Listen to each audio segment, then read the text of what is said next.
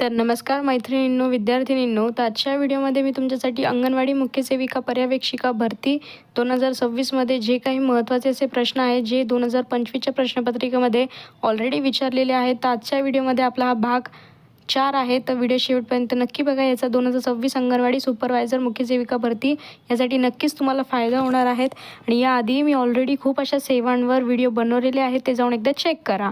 चला तर मग आता आपण प्रश्न बघूयात. तर प्रश्न क्रमांक 1 आहे, भारतात राष्ट्रीय लसीकरण कार्यक्रम सुरू करण्याचे प्रारंभिक उद्देश काय होते? तर ऑप्शन ए आहे 6 प्राणघातक रोगांपासून संरक्षण. ऑप्शन बी आहे केवळ BCG लसीकरण. ऑप्शन सी आहे माता व बाल आरोग्य सुधारणा. आणि ऑप्शन डी आहे सर्व बालकांना मोफत आरोग्य तपासण. तर याचं जे बरोबर उत्तर आहे ते ऑप्शन नंबर ए आहे 6 प्राणघातक रोगांपासून संरक्षण. तर या संरक्षणासाठी भारतात राष्ट्रीय लसीकरण कार्यक्रम प्रारंभाचा उद्देश होता. प्रश्न क्रमांक 2 आहे, TD लस दुसरा डोस TD2 पहिल्या डोसनंतर किमान किती आठवड्यांनी द्यावा? ऑप्शन ए आहे 2 आठवडे. ऑप्शन बी आहे 4 आठवडे. ऑप्शन सी आहे 6 आठवडे. ऑप्शन डी आहे 1 आठवडा. तर याचं जे बरोबर उत्तर आहे ते ऑप्शन नंबर बी आहे 4 आठवडे. जर लहान बालकाला जर पहिला डोस दिला तर त्याच्यामध्ये किमान किती आठवड्यानंतर दुसरा डोस द्यावा? तर 4 आठवड्यानंतर आपण दुसरा डोस देऊ शकतो.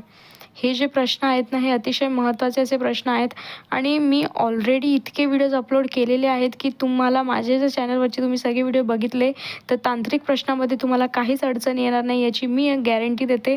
कारण की आपण खूप असे कवर केलेले आहेत. प्रश्न क्रमांक 3 आहे, भारतीय लसीकरण वेळापत्रकानुसार पेंटावॅलेंट लसीचे पहिले डोस कोणत्या वयात दिले जाते? ऑप्शन ए आहे जन्मानंतर. ऑप्शन बी आहे 6 आठवडे. ऑप्शन सी आहे 16 ते 24 महिने. ऑप्शन डी आहे 9 महिने. तर याचं जे बरोबर उत्तर आहे ते ऑप्शन नंबर सी आहे 16 ते 24 महिने. तर पेंटावॅलेंट जी लस आहे त्या वेळापत्रकानुसार पहिले डोस कोणत्या वयात दिले जाते? तर 16 ते 24 महिने या दरम्यान. प्रश्न क्रमांक 4 आहे, मिशन इंद्रधनुष्य 4.0 अंतर्गत ड्रॉपआउट दर म्हणजे काय? ऑप्शन ए आहे लसीकरणात नकार देणारी मुले. ऑप्शन बी आहे पहिला डोस घेतलेल्या व शेवटचा डोस न घेतलेल्या मुलांचे प्रमाण.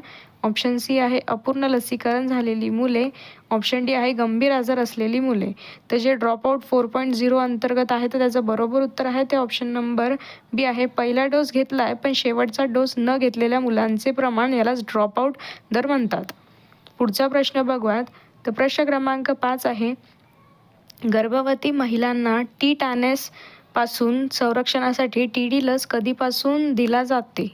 ऑप्शन ए आहे गर्भधारणेच्या दुसऱ्या तिमाहीपासून. ऑप्शन बी आहे गर्भधारणेच्या पहिल्या भेटीवेळी शक्य तितक्या लवकर.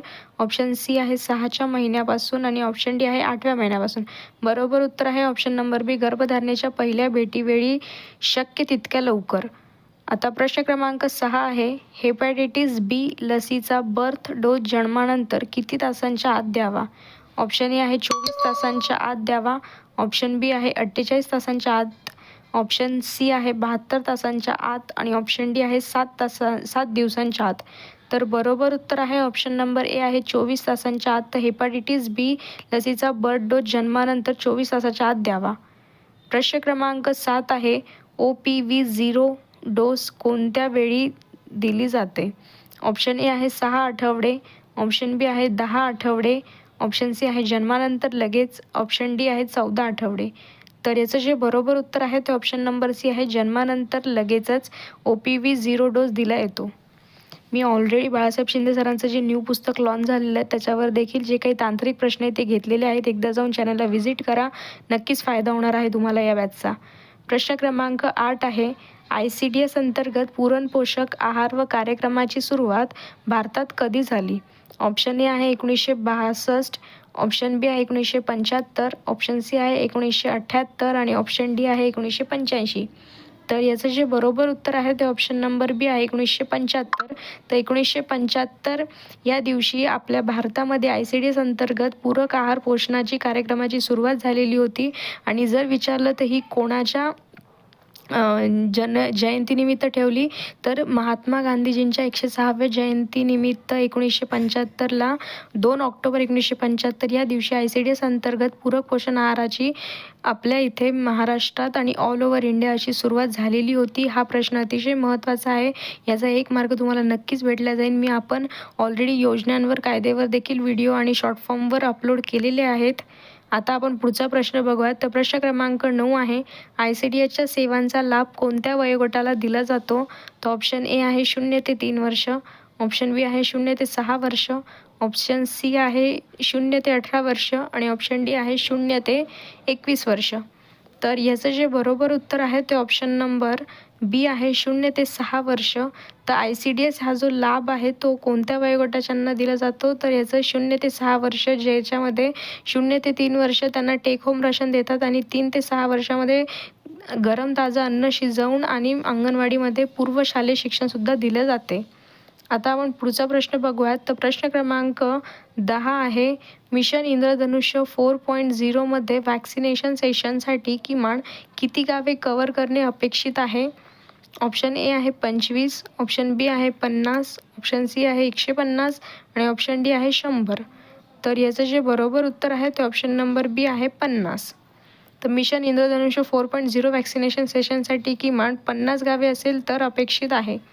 तर आजच्या व्हिडिओमध्ये मी तुम्हाला भाग 4मध्ये जे 2025मध्ये जे शिफ्टमध्ये TCSनी जी परीक्षा घेतली होती त्याच्यामध्ये जे काही तांत्रिक प्रश्न तुम्हाला विचारण्यात आले होते त्याची मी तुमची रिव्हिजन घेत आहे डेली सिरीजमध्ये. हे प्रश्न तुम्ही शेवटपर्यंत बघा, कारण की याचा तुम्हाला 2026च्या अंगणवाडी मुख्य सेविका पर्यवेक्षिका यामध्ये नक्कीच फायदा होणार आहे. कारण की हा देखील पॅटर्न, ही जी परीक्षा आहे ही तुमची सरळ सेवेअंतर्गतच होणार आहे, MPSCकडे जाणार नाही आहे, हे लक्षात ठेवा. आणि हे जे प्रश्न जर तुम्ही केले तर तुमचे कमीत कमी 80 मार्काचे गुण याच एका चॅनलनी तुमचे कंप्लीट होईल. अशाच प्रकारचे आणखी व्हिडिओ बघण्यासाठी आपल्या चॅनलला लाईक, शेअर आणि सबस्क्राईब करा. नवीन असेल तर फॉलो करायला विसरू नका. धन्यवाद.